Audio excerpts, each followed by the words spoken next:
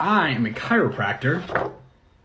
So how much time do you have? We have just as much training as medical doctors. You need to come in several times a week for several months. You need maintenance care. You need to buy this supplement. If we don't fix that curve, you're gonna have problems. We can fix that curve. We can fix your scoliosis. You have pain because of your posture. We can cure diseases. We can prevent diseases. We put your bones back into place and change your alignment. We need to take x-rays before we start treatment and after to measure progress. Getting adjusted is just as important as going to the dentist. Getting adjusted is just as good as getting vaccinated. Your baby needs to be adjusted because being born is traumatic. Anything that has a spine needs to be adjusted. You don't need to take those medications anymore. You're in pain because you sleep incorrectly. You're in pain because you breathe incorrectly. You're in pain because you sit incorrectly. You're in pain because you move incorrectly. So you think chiropractors are a scam?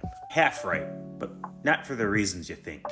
Here's what nobody's talking about. Most of the sketchy stuff you see chiropractors doing, not taught in chiropractic college. Let me explain. After graduation, chiropractors get bombarded by practice management companies. These are for-profit businesses that promise to 10x your revenue and maximize patient flow. And what do they teach? Selling care plans before diagnosis, getting patients on endless treatment schedules, upselling supplements and devices, using high-pressure sales tactics.